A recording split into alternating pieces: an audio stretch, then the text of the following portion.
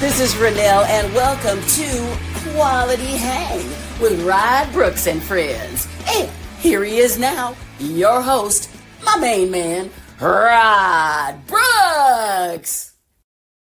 Thank you very much, Renelle. I am Rod Brooks, and welcome to Quality Hang. And today we are going to hang with Houston Astros play-by-play voice Robert Ford. And here's the kicker. We're not going to talk about the Houston Astros. One of the reasons, or the reason I wanted to get Robert on the show for a hang, is to talk about his dad, Robert Ford Jr. And his dad's story is absolutely fascinating. His father, Robert Ford, was the first journalist to introduce the country to hip hop. He was a writer, a reporter, I should say, for Billboard magazine, and he was sent to cover the disco scene. But while covering the disco scene, Robert Ford Jr., the father of Robert Ford, who we'll hear from in just a second, in essence, stumbled onto the then burgeoning scene of rap. Had a chance to interview Kool Herc, who is a pivotal figure in the birth of hip hop in the early 70s. And Robert Ford took all of that and parlayed it into a chance meeting with Curtis Blow, the first rap superstar, and he ended up managing Curtis Blow and writing some of Curtis Blow's biggest hits, including Christmas Rappin' and The Breaks. And then Robert Ford Jr. went on to become an executive for Def Jam, possibly the greatest hip-hop label of all time, and seeing Def Jam through its salad years. So I think it's a fascinating story, and I think it's a fascinating conversation to hear Robert's point of view about seeing his dad be at the tip of the spear when it came to hip-hop getting big and starting to become the predominant musical genre and force in not just the United States and in the world, but also Robert as a young boy having a front row seat to see the beginnings of hip hop. So I enjoyed the conversation, and I know you will too. So here's my quality hang with Houston Astros play-by-play voice and the guy who had a front row seat to musical history, Robert Ford. A mild fascination with how you grew up. And I want to start with growing up in New York. And, you know, I grew up in Houston. Obviously, you know, Houston, a big town, but it's not New York. And I've always wondered, growing up in New York as a kid with everything available at all hours of the day and night, and you could jump on a subway, you could jump on a bus and go here, there, and everywhere. As a kid, 8, 9, 10, the early teenage years, how was it growing up in New York and having that ultimate urban environment at your fingertips every day and every night? You know, I think there are a lot of people who have regrets or things that they about their childhood or things they wish their childhood was different. They wish they grew up somewhere else. They, Mm. you know, a lot of people aren't proud of where they grew up for a variety of reasons. I have none of those feelings. New York City is the best place to grow up. And it certainly was the best place for me specifically to grow up. Just the access you have to just so many things, uh, you know, whether it's culturally. I mean, I grew up with a mom who, you know, loves museums, would Mm. regularly take me to Metropolitan Museum of Art, the Guggenheim. You know, I volunteered and then later worked as a tour guide at the American Museum of Natural History in high school, and then volunteered there throughout high school, and then worked as a tour guide there 2 summers in college. Um, and my mom also my mom also loves Broadway shows. I mean, I grew up going to Broadway shows. The first Broadway show I ever saw I believe 5 years old. It was The King and I with Yul Brynner. And that was the Really? first, yes, that was the first Broadway show I ever saw. I mean, think about that because I mean, he was in the original one. Yeah, This was a revival, obviously. yeah. This would have been the mid 80s. I mean, I saw, and I look back and I was too young to appreciate some of this. I saw Fences, the August Wilson play on Broadway with James Earl Jones in the lead role. Okay. I Wow. I was like, what? I think I was 8 years old. I mean, these are not experiences that you have everywhere, Right. or that you're even able to have everywhere. And because of my mom, I have a great appreciation for museums Hmm. and for the arts and Broadway shows. As a matter of fact, we go to New York in August, and we have a play the Yankees and have a Saturday day game. And I was talking with my mom on the phone about a week and a half ago, and I said, "Hey, we have a day game, Saturday day game. You know, we'll have dinner that night. Let me know if there's a show you want to see." She's like, I want to see Wicked, so I bought tickets. We're gonna go see Yeah. Wicked that Saturday night that I have free in New York next month. So yeah, I mean, I think also the other thing about growing up in New York is you don't have the same car culture that you do everywhere. Hmm. And that means a few things. Uh, I grew up taking the subway, especially, I mean, I grew up in the Bronx, in the inner city. My mom actually didn't have her driver's license until she was in her 30s and didn't get a car of her own until I was, 16 years old. So the subway, that was our ride. I mean, Yep. my parents were not together. My dad had a car, but for much of my childhood, but my mom didn't. So yeah, I mean, there's no, hey, can you drop me off at the mall? Can you drop me off at the Right. movies? Like, it's just different. And then once you become a teenager, Yep. and it's funny because people who don't grow up in New York don't quite understand this. You're taking the subway by yourself by the Mhm. time you're in high school. Yep. By the time you're 13, 14 years old, if you grow up in New York City, you are on the subway by yourself. And so, yeah, a Saturday afternoon in high school, friends like, hey, let's go see a movie. Tell my mom, hey, I want to go see a movie. Oh yeah, what are you gonna see? And I usually wouldn't tell her because it usually would be an R-rated movie. I'd be like, oh, we're not really sure. We're just gonna go see what's playing, right? And okay, and like might maybe ask, hey, do you need any money? Do you need a subway token back in the Right. day, or a Metro card, whatever? Uh, and all right, well, see ya. And then you always make sure you had quarters back then. You always made sure you had quarters for the payphone. Yep. So you call home, let mom know, let dad know, hey, we're leaving the theater. I'm about to get on the subway, like whatever. So it fosters a sense of independence Hmm. um, because of that. And you can't even get your permit in New York City, your learner's permit, until you're 18 years old. 17 if you take driver ed, which nobody does, Right. but 18 years old. So there's no, like, you don't have kids in high school with cars. Hmm. And so that, it's just a very different culture in that regard. But yeah, I mean, I could go on for days about growing up in New York City, but I mean, it wasn't perfect by any means, but I love growing up in New York City and still consider it Houston's home, but New York City will always be home as well. Of course, it makes perfect sense. And you explained and talked about exactly the way I felt watching from afar and going to New York a couple of times when I was a teenager, watching it from afar and thinking it just must be unbelievable to have whatever you want at your disposal and an easy way to get there. And it's funny to hear you explain how I grew up, which was having your parents take you to the mall, or like, I got to get my learner's permit at 15 so I could get Right. my driver's license, before I get out of high school. So me and the homies can go to the Galleria and go see R-rated movies that we weren't telling our parents about. Or We had to. at the very least, you better make friends with somebody who's got a car Right, listen, you that ain't can doing get you nothing but around. speaking the truth. Exactly. You find that friend and you hope to one day become that friend to have Right. a car, but you had to jump through all of those hoops, with Houston being a perfect example of a car-centric culture.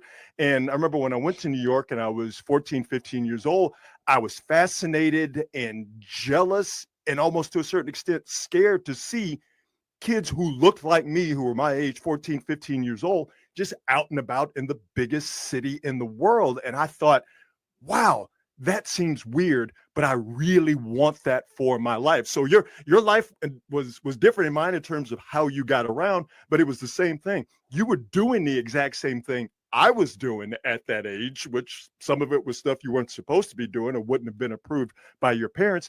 You just got there in a completely different, almost sort of kind of feral type way where you just were able to go and do how you wanted to do it.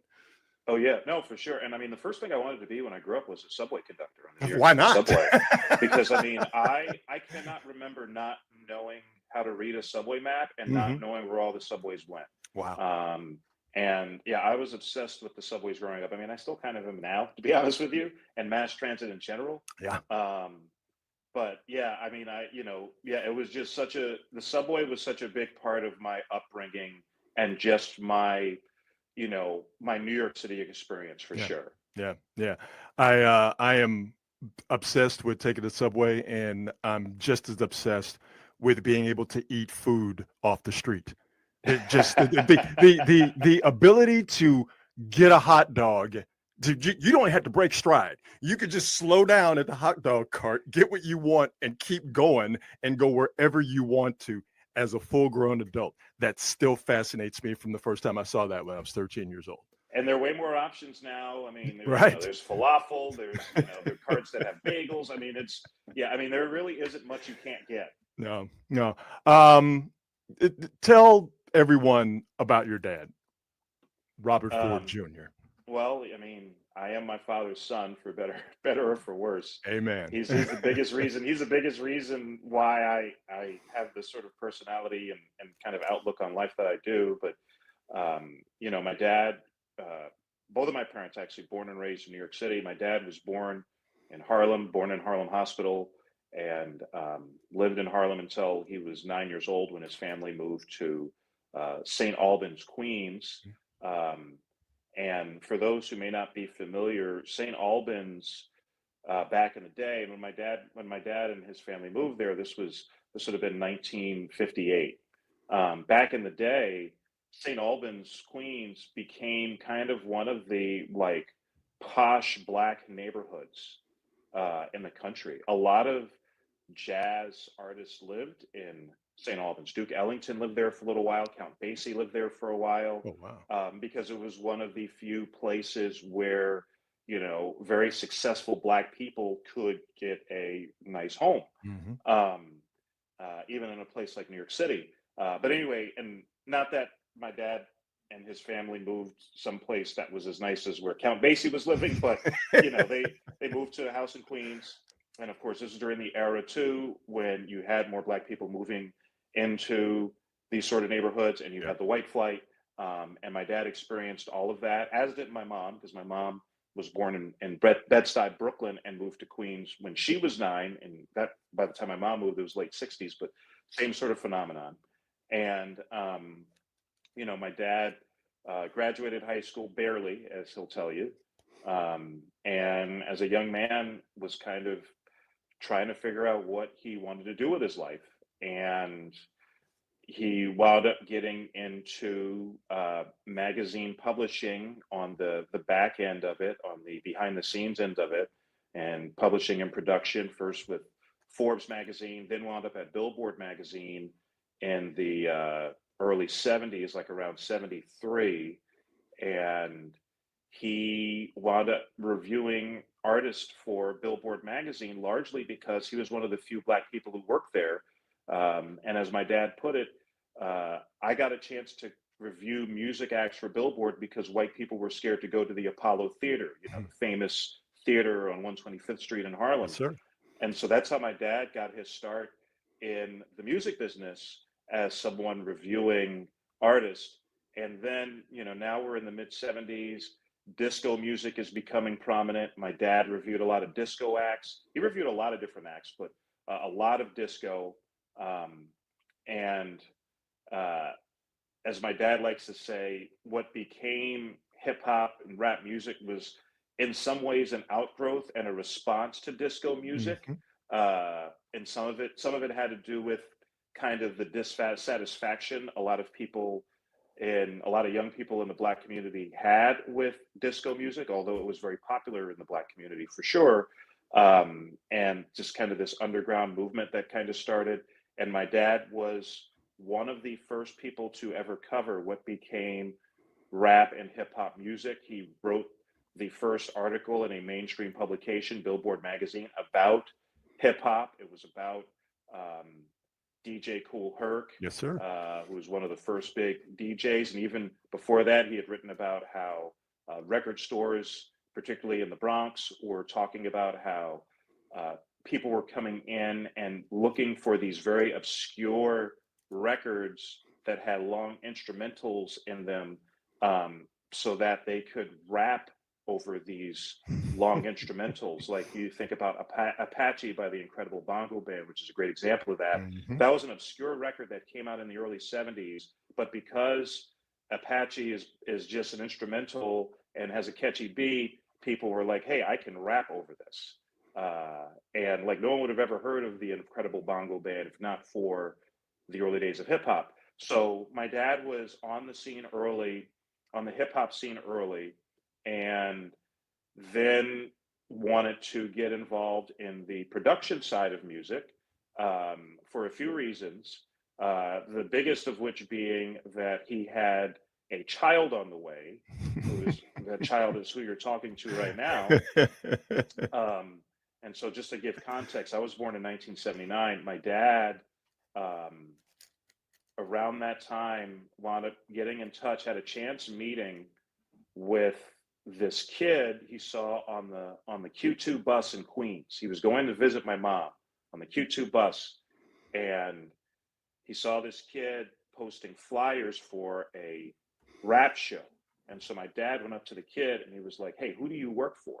He's like, I work for my brother. And so my dad gave this kid his business card and he said, tell your brother to give me a call. Well, his brother was Russell Simmons. That kid was Joseph Simmons, who eventually became Run, as in Run in Run DMC. And so my dad, that started a relationship with Russell Simmons. Russell Simmons at that time was a small-time club promoter, wrote a lot of hip-hop acts. One of them was Curtis Blow. My dad got to know Curtis Blow, and he and Russell Simmons, among others, decided that they wanted to see if they could get him a record deal. They did with Mercury Records, which was the first major label to sign a hip-hop artist. And so they decided they got a deal for one single. And so they decided, it was my dad's idea, hey, let's record a Christmas record. Because my dad had a coworker at Billboard whose name was Mickey Addy. And Mickey Addy had written a Christmas song decades prior. And Perry Como wound up recording that Christmas song. And Mickey Addy was getting royalties, decades later for this Christmas song he wrote like it'd probably been the 1940s. And he was still getting royalties in the 1970s for this. And he was someone my dad looked up to. Mickey Addy also taught my dad an important lesson: never give up your publishing. Always make sure you hold on to your publishing. Amen. Which is how they wound up with. That's how they wound up with Mercury Records, because Mercury Records said, we will let you control your publishing. Other record companies were like, no, we want control over the publishing. And my dad knew enough to know that, no, that's not going to work. So anyway, they wind up doing Christmas Rappin', which becomes a hit. And that leads to an album deal, which leads to my dad also writing The Breaks, which was Curtis Blow's. Christmas Rappin' was a hit. The Breaks was really the breakthrough song for Curtis Blow, and my dad wrote a good chunk of that, and that started a career in record producing and managing artists that my dad had for another 20, 30 years or so. We've had a chance to talk via social media and whatever, and I've said to you a million times, and I'll say it again, and I'm sure I'm going to get the exact same reaction. I know you've written about your dad. You have to write a book, because the man that's on the screen right now, your namesake, your father, Robert Ford Jr., was literally at the beginning of hip hop. I put up the article that you referenced that your dad wrote on July 1st, 1978, this Billboard article, and talking about, the young kids of color, young black kids, young kids that come from, the Caribbean islands, going to record stores and finding these albums to play at parties and for guys to rap over. And we'll get to that in a second. Like, your dad talked to Kool Herc, one of, if not the inventor of hip hop, and this all came together naturally. This all came together organically. For your dad to, from a journalism standpoint, notice that this is going on and report it, and then have the intelligence and the foresight to understand the business aspect of it, and then usher in Curtis Blow, who was the first rap superstar. Like your dad is responsible for the first rap superstar. I remember me and my knucklehead buddies when the breaks came out and basketball, which we'll get to in a second. Mm-hmm. We were blown away. And then to not only get involved with Def Jam, which again is still, for my money, the gold standard when it comes to rap labels, and Def Jam's catalog and Def Jam's roster is as strong as you will find in not just rap history and music history. And your dad was a part of that. He was at the beginning of that. I find that to be fascinating. And I think about, my own childhood and experiences with hip hop. When Sucker MCs first came out, Mm-hmm. it's for me and my crew, it was like the Beatles and hearing I Want to Hold Your Hand for the first time. We were like, what is this? I want to hear it again. And for your dad to be a part of the engine that propelled that to pop culture stardom, I just find that to be absolutely fascinating. I mean, I certainly have gained an appreciation for it as I've gotten older. I mean, when I was growing up, like I said, I was born in 1979, and when I was in elementary school, people would make a big deal about what my dad did. Once they found out, I didn't quite get it. I didn't really understand it. Sure. And, I definitely have an appreciation for it now. And I was also able to see things that, because of my dad, that, a lot of people don't get to experience. So, just a few examples. So when my dad, as you mentioned, my dad worked at Def Jam, or in the Def Jam offices. Russell Simmons, someone who my dad helped mentor. Russell Simmons starts Def Jam Records. My dad wound up working for Russell for a few years in the 80s on artist management. And it was actually Russ Artist Management was the company. And it was all in the Def Jam offices, which at the time were on Elizabeth Street in Soho. This was when Soho was not the chic, hip neighborhood. This was when Soho, there was, a crackhead, across the street from your office. Like things, that was the Soho, the gritty Soho that these offices were in. And I was in elementary school. And I mean, I remember being in, second grade, third grade, my dad picking me up from school, taking the subway down to Bleecker Street, and walking over to Elizabeth Street to the offices. And I would be doing my homework in my dad's office. He had this huge corner office that had a big jukebox in it. And I'd be on this couch doing my homework, not really paying attention to what's going on around me, like most, 7, 8-year-olds, Sure, right? But meanwhile, while I'm doing my homework, the Beastie Boys are in my dad's office, because this was when License to Ill came out, the Beastie Boys' first big record. LL Cool J was there. Run DMC was there. I do remember meeting Darryl McDaniels. I remember having a conversation, and he was asking me, what grade I was in, and and I remember he was like, stay in school, make sure you get good grades. I do remember that. I didn't realize who this man was at the time, and then like later, like I see him on TV, I was like, oh yeah, that's the guy who told me to stay in school. So yeah, I mean, I was able to, my dad would take me to the recording studio with him at times. I was on the set for part of a day, on the DJ Jazzy Jeff and Fresh Prince video, Parents Just Don't Understand, which my dad helped work on. And that was a situation, again, like, this is just how I grew up. My dad came to pick me up from school. He had his car with him that day, and he was like, "Hey, we're going to Astoria, Queens. I'm working on a video there. We're gonna go onto the set of this video." Okay, yeah, like whatever. Like again, this was just like, I think it's like a lot of kids, like what your dad does, what your mom does, it's just what they do. Like, it's just Right. not a big deal to you. Right. Right. So it was just like, like if your dad was a CPA and was like, hey, we got to stop by the office. I got to, you know, do some work or fill out some form. It was like the same thing, right? Hmm. At least when you're that age. So, yeah, I was able to kind of see a lot of different things and experience things that it wasn't until I was much older when I realized, oh, hey, this isn't normal. Like, this isn't what every kid gets to experience growing up. What's so cool about the entire story, not just you and your dad, but I think the entire hip hop story. And while the art form resonates with people on a molecular level to this day, is that it was so organic. Your dad, a regular man, just trying to make a living, trying to provide for himself and his son. These artists you mentioned, Run DMC and Curtis Blow and LL Cool J. These are kids, young men, especially LL was it. It was 15, just teenager. 15. Yeah, it's crazy, right? Yeah. That these were young men, kids who had an artistic streak and something to say that they were trying to get out.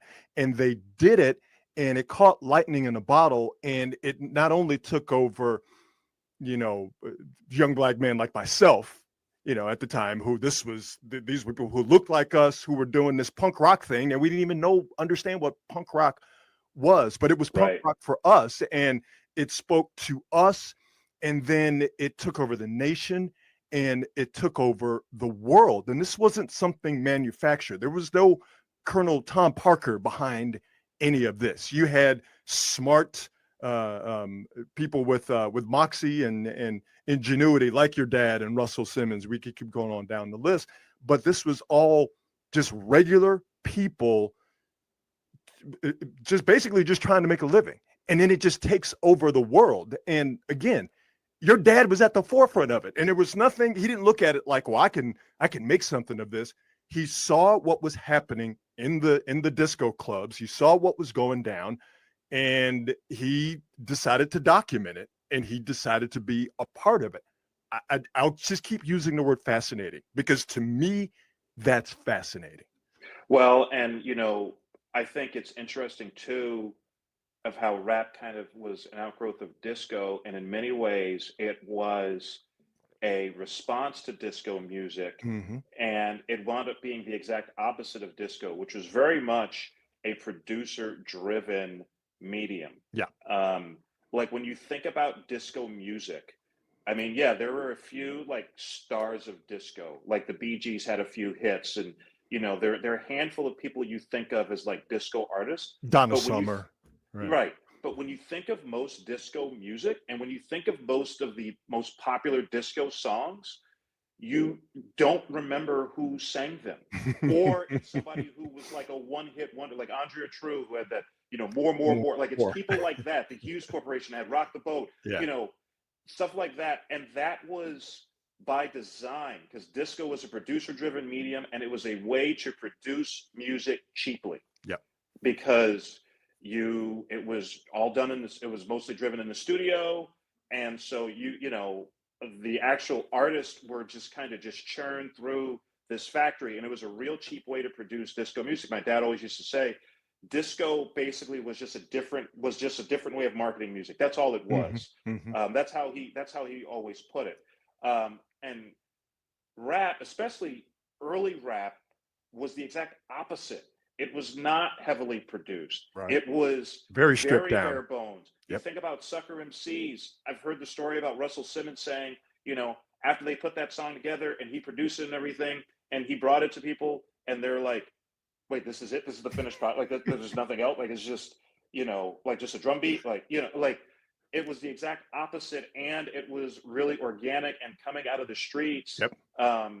Whereas disco was the exact opposite. And also, too, part of the reason hip hop kind of started the way it did, really with a lot of like teenagers in the park, basically, is because these were people who could not, disco was not accessible to them. Disco clubs were not accessible to them, because the whole disco scene, it was about how you dressed, get into the right clubs, all that stuff. And there were discos in the Bronx for sure. I mean, everybody knows about Studio 54 Manhattan, but there were other smaller discos. But even those, like, it was like there was a lot of gatekeeping. Yeah. And if you're a 15-year-old in the projects in the Bronx, you're not going to be able to afford to go to a disco, and you may even resent the people who are able to do that because you just don't have the means to do that. And so, yeah, it's funny when you think about hip hop came out of disco music, and in many ways, it was a response to it was a critique of disco music, and it was a response to what disco music wasn't. Yep. It's one of the greatest American success stories. And again, your father was at the forefront of it. I find it to be fascinating. The song Basketball by Curtis Blow. By the way, I had a friend named Curtis growing up. My best friend named Curtis growing up, spelled it with a C, not a K, but that didn't matter. As far as he was concerned, he was Curtis Blow from Sunnyside, Houston, Texas. So it resonated with him on a very intense level as well. But the song Basketball, that wasn't just a song. Your pops he was a hooper. Not only did he love the sport, but your pops was a guy, he got in the gym and he mixed it up. For sure. My dad, he played a couple of years of high school basketball. He went to Andrew Jackson High School in Queens. Andrew Jackson is the alma mater of, among others, Bob Cousy. Oh, wow. And, back in the day, had a really good reputation for producing really talented basketball players. So my dad played with a lot of really good players. He grew up, playing in the playgrounds in New York City. He's the same age as Julius Erving and played basketball against him in the playground. Just to give you an idea of just kind of the era he was in. Mm-hmm. So my dad graduates high school in 1967, goes to Queensborough Community College in Queens. Again, like I mentioned earlier, my dad as a young man, took a while to just kind of figure out what he wanted to do. Sure. And my dad will be the first to tell you that at Queensborough Community College, he majored in basketball and girls. Like that's what he did. Double major. I love it. Yeah, exactly. He wasn't really going to class like he should have. He was on the basketball team. He was starting point guard on the basketball team as a freshman. So junior college, 1968, this Queensborough Community College team makes it to the National Junior College Tournament, which is still held in Hutchinson, Kansas, as it was then. They were one of the lower seeds in that tournament in 1968. Their first game is against Trinidad State Junior College out of Colorado, one of the higher seeds. Trinidad State had a player by the name of Spencer Haywood, who was, their best player, obviously. Queensborough Community College, my dad's starting point guard, they beat Trinidad, upset them, and wound up going on a deep run in the tournament. I believe they made it to the Final Four of that tournament before they lost. My dad always jokes their game started like in the morning. It started like 10 a.m. And my dad's like, they probably just weren't awake. Spencer Haywood, of course, goes on to have a great NBA career. But yeah, my dad, and years later, my dad got a chance to meet Spencer Haywood and reminded him of that game. So yeah, my dad's two biggest loves and the two things he liked the most were basketball or sports and music. Mm-hmm. Basketball and baseball were his two favorite sports. And I don't think it's an accident that those also are my two favorite sports. And so, my dad, well into like my early childhood, played basketball regularly. Like when I was young, I was like, 4, 5, 6 years old. My dad lived in Jamaica, Queens, mm-hmm. and had a membership at the YMCA a few blocks away. And he would take me there on Saturdays for swim lessons, and he would go play basketball while I was doing my swim lessons. Kenny Anderson was in middle school back then. My dad played basketball at the YMCA, the Central Queens YMCA, with and against Kenny Anderson. Come on. when he was a middle schooler and then a high schooler, and obviously became this great prospect and, played in the NBA for a while, really good point guard from Queens. But yeah, he played basketball well into his 30s. And, He really wrote basketball. I always look at it. I never asked him about this specifically, but I always saw basketball, the song, as kind of a love letter to the sport, written Absolutely. by my dad. Yes, sir. And, you know, when you think of all the names that are mentioned in the song, of all the different players, and at the very beginning of basketball is the sound of a PA announcer announcing Curtis Blow like he's in the starting lineup, right? Yeah. Like you'd hear that voice was John Condon, who was the longtime PA voice of Madison Square Garden, and obviously PA voice for a lot of Knicks games at the Garden. And he showed up at the recording studio. My dad was thrilled they were able to get him. And he showed up at the recording studio wearing one of his 2 Knicks championship rings. Oh. And yes, kids, the Knicks did win 2 championships. I wasn't going to say anything. In 1973, and John Connor was wearing one of his championship rings. That was the first time my dad had seen a championship ring. So my dad was just thrilled to have him in the studio just for that quick part. But yeah, my dad loved sports. He loved basketball. But yeah, he was a pretty good basketball player. And he was a pretty good athlete. I mean, he played some semi-pro football in his youth. He played American Legion baseball as well. I mean, he was a really good athlete, which is even more impressive when you know that my dad had sickle cell disease, and he didn't get diagnosed until he was a teenager with that. But a Wow. lot of people with sickle cell, are very frail and aren't and really aren't very athletic. But my dad was very athletic and certainly very, very sports oriented, even though he had this disease. I to me, your dad is a Renaissance man. And for what he was able to do for hip hop, not out of greed or anything of that nature. Just he saw what was happening and wanted to be a part of it and wanted to make it bigger. And what you're telling me and the fact that he was a sportsman, he was an athlete, and obviously hearing about your mom and how the fine arts were very important. I'm just so thrilled, man, to have this conversation. I've been wanting to have it for a while, and more than anything, I just want people to hear the story because you're very low key about it, and I completely understand. And when asked, you will talk about it, and I'm very grateful for that. But we have these opportunities and sort of these outlets to have stories about interesting people be told. And when I found out, who your pops was and what he did, fascinating, some version of that word always pops into my mind. I was just like, I got to hear more, and I want the people to hear more. So I just appreciate your time, man, and I appreciate you telling this story. And please write the book.